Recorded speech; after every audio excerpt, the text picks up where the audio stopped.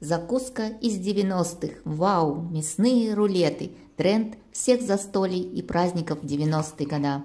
В наше время крайне сложно на рынке купить рубец говяжий, требуху. Но когда удается, я обязательно готовлю этот простейший, но очень вкусный рулет. Такое необычное блюдо идеально подойдет к праздничному столу в качестве сытной закуски. Я взяла целую требуху говяжью. Хорошенько нужно почистить и промыть в муке и соли, чтобы не было запаха. Режу на небольшие квадраты кухонными ножницами. Мне так удобнее. Конечно, из целого куска требухи получилось 8 кусков, то есть на 8 рулетов. В итоге использовала только половинку требухи из данной пропорции. Остальное можно просто отварить. Жир с внутренней стороны убираю. Для рулета лучше брать толстую требуху, так вкуснее. А мясо можно любое, у меня говядина. Режу на тонкие пласты, можно просто мелко нарубить.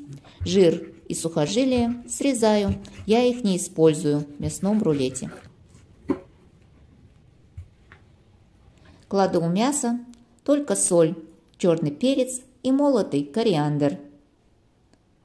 Хорошенько все это потом перемешиваю и убираю в сторону. Можно мясо так заранее засолить и держать в холодильнике сутки. Готовлю рулеты двух видов с говядиной и курицей. Для рулета взяла куриные бедра, они сочнее и нежнее. Удаляю только косточку и лишний жир. Кожицу я оставляю.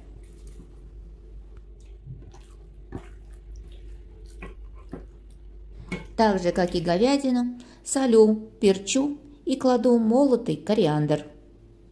Все тщательно перемешиваю, и можно уже собирать рулеты. По желанию можете добавить свои любимые приправы и специи. Чеснок в мясо я не кладу, так как буду готовить рулеты со зверобоем. Это сладкая паприка, перекрученная с чесноком. Чеснока здесь достаточно, и поэтому рулеты будут такими ароматными и вкусными. Соль тоже присутствует в зверобое, поэтому не солю дополнительно. Укладываю рубец шершавой стороной сверху. Кладу зверобой посередине и ложечкой разравниваю, отступая от края 2 см примерно. Кладу поверх зверобоя мясо ровным тонким слоем, чтобы не было зазоров между ними, тоже отступая от края пару сантиметров. Заворачиваю, как обычно, рулеты, прижимая руками, чтобы было как можно плотнее рулет. Стараемся закрыть рулет так, чтобы не торчало мясо. Заранее затем подготовила я толстую нить кулинарную. Желательно надо, чтобы она была крепкой, чтобы хорошо обвязать рулет. Завязываю концы дважды.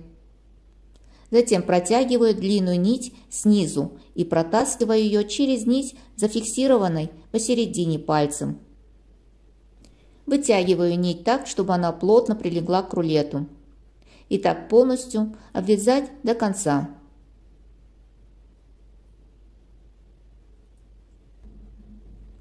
Концы я завязываю хорошенечко, или можно просто закрепить зубочисткой для надежности. В принципе, можно рулет просто обмотать нитками, если вам кажется это нудным. Такое же проделываю я и с куриным рулетом. Кладу зверобой тонким слоем и поверх куриное мясо. Это заняло некоторое время, я имею в виду обвязку. Поставила на огонь большую кастрюлю, буду варить все за раз. Кладу рулеты в воду, воды должно быть достаточно, чтобы она полностью покрыла рулеты. По желанию в воду можно присолить и положить лавровый лист и черный перец, горошек. Варить рулеты нужно на маленьком огне 3,5-4 часа как минимум, так как рубец готовится очень долго. В горячем виде готовые рулеты обворачиваю в фольгу, так они не обветриваются и получаются ровненькими. Перед тем, как разрезать рулет из требухи, его нужно хорошенько охладить. Мясная нарезка из требухи подается как холодная закуска. Выглядит такая закуска потрясающе. Очень мягкий рубец, жуется отлично.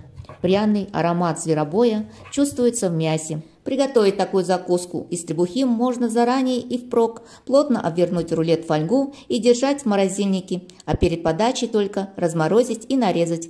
Это очень полезное и питательное блюдо. Конечно, повозиться придется, но помните, мы готовим еду для того, чтобы сделать счастливыми тех, кто ест приготовленное нами. Спасибо всем за просмотр, удачи и отличного настроения. С вами была Наталья. Пока-пока.